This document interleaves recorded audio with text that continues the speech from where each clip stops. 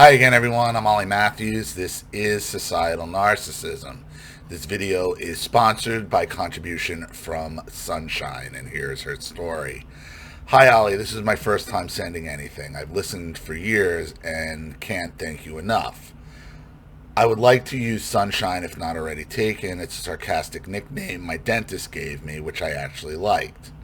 Navigating the insanity the past few years with your advice in the back of my mind has been priceless, even when I knew damn well I was doing things you would advise against and got bit for it.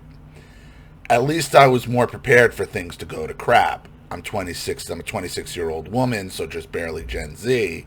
And to save you the trouble of accurately calling it, yes, my parents are both baby boomers. So at least my messaging is sticking in your mind, whether or not you're following it or not. And if you're not following it, when it does go bad, you know, I think you're coming to that realization a lot quicker. Even though you might be getting bit for it, at least you realize you're getting bit for it like a lot sooner instead of following it down, continuing it down the road. So that's a plus. I've thought of sending something in many times, but I kept feeling like I couldn't do it. In short, getting married was the catalyst for a family meltdown. And after everything, I'm out. No contact for almost 6 months with all but my older sister and grandfather. And I'm watching those interactions carefully for any sign of compromise is no contact. I would. Because if they're in contact with your family, with your parents, it's only a matter of time. Bottom line is, I married a young man who will not tolerate me being abused. And these terms are unacceptable to my parents. Well, that's good. Which means at least you're breaking the cycle of not marrying a carbon copy of your mother or father, which usually happens in these type of situations. Our relationship has been such a blessing, we had no idea that life could be this good. Latest attempt at contact was from my mom. Was to email me a paper I wrote when I was 14. God, the guilt tripping. Oh, the boomers love the fucking guilt tripping. And this is what I'm trying to tell you.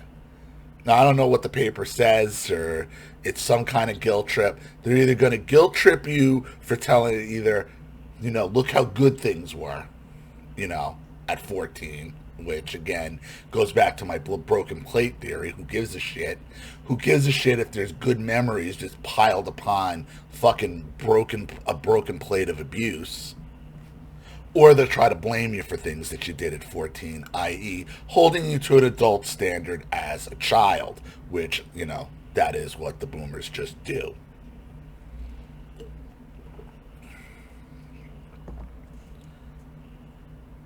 She emailed me a paper I wrote when I was about 14. The assignment was family genealogy.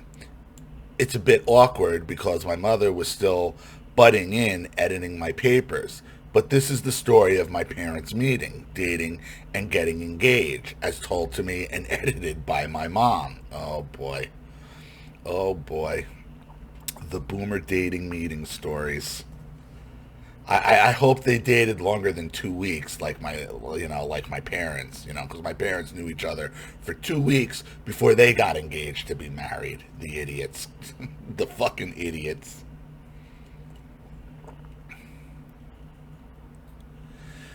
With a phrase or two of my biting teenage sarcasm that I managed to keep in.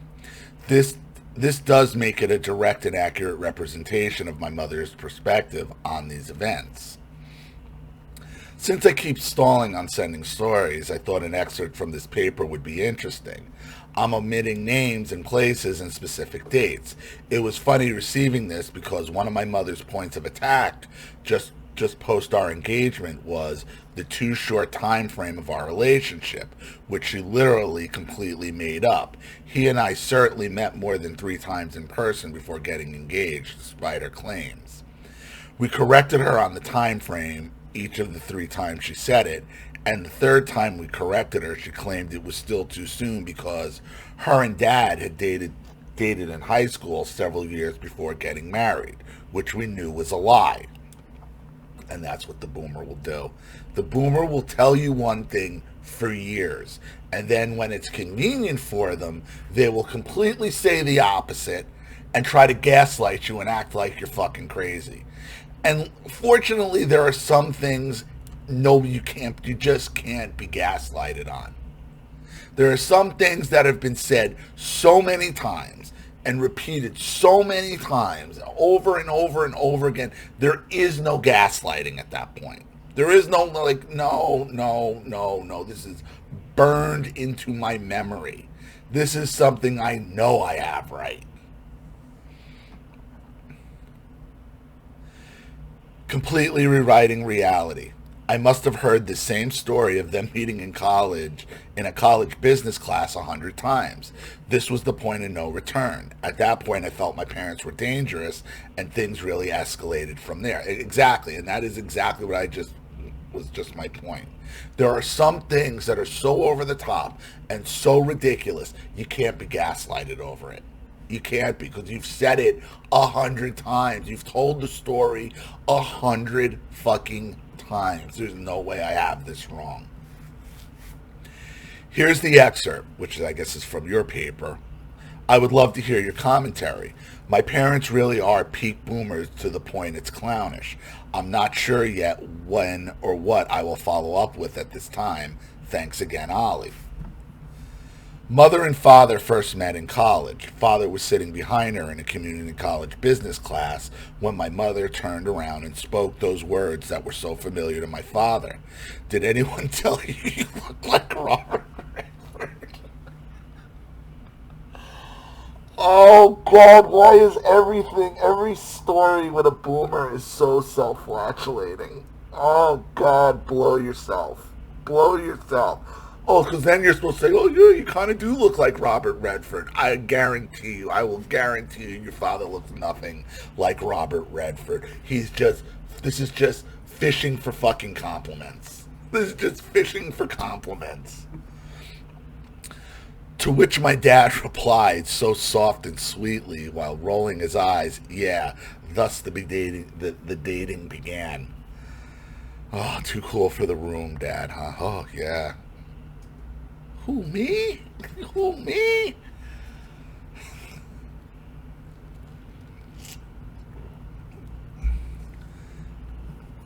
My father's mind was made up to marry her after she described her dream car of a 1963 split-window Corvette in silver with black interior, which happened to be my father's dream car too. What are they, carbon copies of each other? My mother was a fucking Corvette whore. If you had a Corvette, my mother would fuck you. Like, it's just the way she was. That's like, she had a thing for Corvettes. Unfortunately, my father had a thing for Mustangs, and she had Mustangs, and that's what they always had. They always had Mustangs. My father still got an original 70 Mustang in his garage. It's like one of the shittier years for a Mustang, but it's sitting in there. And he has a late model Mustang. The last one I knew he had was an '07 convertible Mustang GT, but they've always had Mustangs. But my mother had a thing for fucking Corvettes, especially Stingrays, the split windows, the Stingrays from the 60s. Oh, what a whore. What a fucking whore. My dad proposed to my mom after a full day of fishing, just after killing and cleaning the trout they had caught that day. My mother was caught off guard, as she had no idea of his intentions, and other than he seemed nervous. She was tipped off when he quickly told her to sit back down, just as she rose to stand. His proposal was, "You've passed all the tests except one.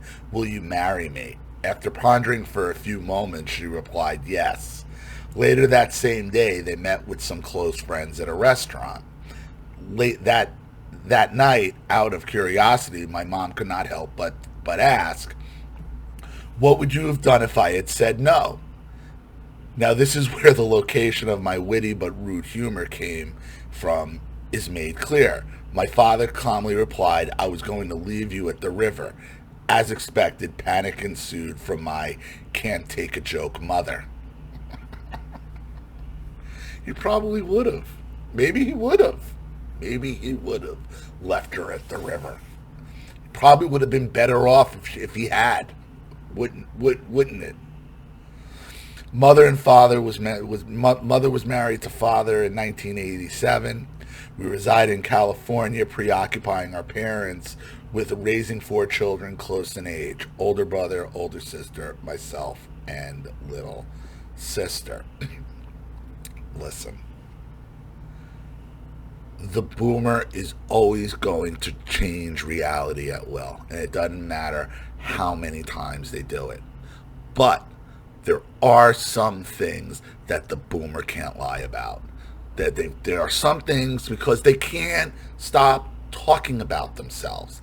And when they think they have like a hot topic, where they think they have a great story, they are going to tell that story ad nauseum, over and over and over again, until the point that that story becomes an inconvenience for them, or they can gain some kind of advantage by altering the story. They will then try to change that story at will. But usually at that point, it's too late. It's too late.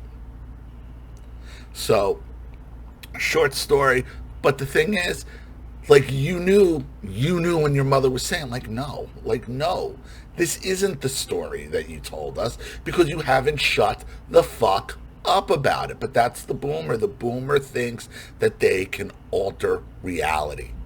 They really do. And you just have to accept it.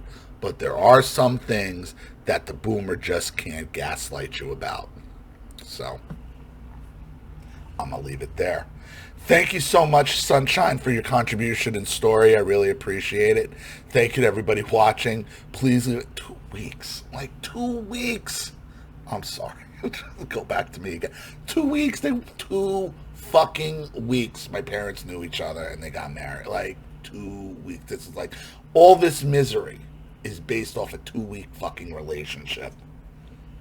50 years of bullshit based off a 2-week relationship. 2 people that should have been nowhere near each other knew each other for 2 weeks and got married. Morons. God damn. Those boomer women love their Corvettes, though. There must have been something about that car in the 60s that just spread legs. Crazy. All right. So anyway, thanks again, Sunshine, for the contribution and story. I really appreciate it. Thank you to everybody watching. Please leave any opinions or advice in the comment section below. And again, if you want your story read on the channel, you have a topic you'd like me to cover, something you'd like to expose, you'd like to set up a Skype, a phone call, have a private video made, you'd like to sponsor a video like this for someone who needs help and can't afford it, or just make a contribution to the channel in general to keep it supported, growing, and successful, because this channel survives 100% on contributions from all of you. Without you guys, all of this goes away. So if you like what you see here and you want to see more videos like this, you know what to do with either the Cash App, Zelle, PayPal, and email links in the description box below. Also, please like and share this video wherever you can. Subscribe to my channel if you haven't, and be sure to click the subscription bell to be notified of all my video uploads. Also, be sure to subscribe to both my Rumble channels. Follow me on Twitter and Telegram as well. I'm Ollie Matthews.